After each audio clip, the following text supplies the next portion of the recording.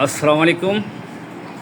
হ্যাঁ, junior homeopathic বন্ধুরা ও সমাজের সাধারণ মানুষকে অবহিত করার জন্য আমার এই ভিডিও।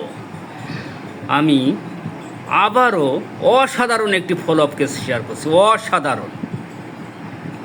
এই যে ছেলেটা আমার সামনে দাঁড়িয়ে আছে, inner follow up case.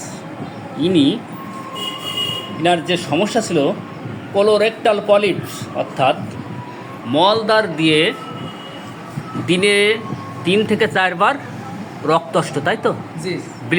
Bleeding হতো, সাথে আবসার সমস্যা। এর আগে কিন্তু অপারেশনও করা হয়েছিল, তাই না? 19 সালে অপারেশন করা হয়েছিল। আর তুমি দেশের মধ্যে এই রোগের জন্য কার কাছ থেকে মেডিসিন খাইছো? অনেক জায়গা থেকে খাওয়া হয়েছে, তার মধ্যে অনলাইন থেকে খাইছি। হ্যাঁ, ঢাকার মুজাম্মেল হোসেন নামে একজনের কাছ থেকে, ওখান থেকে খাইছি 6 মাস মতো। 6 মাস মুজাম্মেল সাহেবের কাছ থেকে 6 মাস। আর ইন্ডিয়ায় কারোর কাছ থেকে খাওয়া হয়েছে? ইন্ডিয়া একটা বড় ডাক্তারের কাছ থেকে বড় ডাক্তারের কাছে খাওয়া হয়েছে, কিন্তু ফলাফল কি? ফলাফল কোনো কিছু না। মুজাম্মেল সাহেবেও ফলাফল এনে দিতে পারে নাই। হ্যাঁ বন্ধুরা, কিন্তু ইন্ডিয়ার ডাক্তারের অনেকগুলো ছাত্র আছে বাংলাদেশে। আচ্ছা, যাই হোক, এই যে আমার কাছে এসেছিল 25/11/24। হ্যাঁ, কোলোরেক্টাল পলিপস, আইবিএস সমস্যা। আমি কিন্তু সুন্দর করে কেস টেকিং নিয়ে ওনাকে শুরু করেছিলাম। এই যে 25/11/24 তারিখ ওনার চিকিৎসা কার্য শুরু করেছিলাম। আমি শেষ করে আজও কিন্তু চলছে 18/9/25 PLX-CM। তার মধ্যে কিন্তু আমি নির্বাচন করেছিলাম মার্কসল 1000।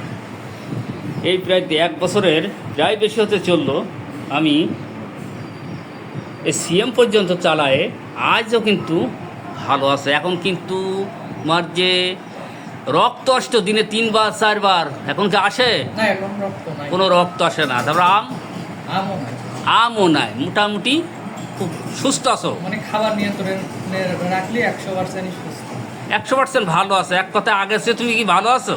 জি, আগে সে ভালো আছে। আগে খাইলেও তোমার ব্লিডিং আসতো, না খাইলেও ব্লিডিং আসতো। খুব অসহায় অবস্থা ছিল।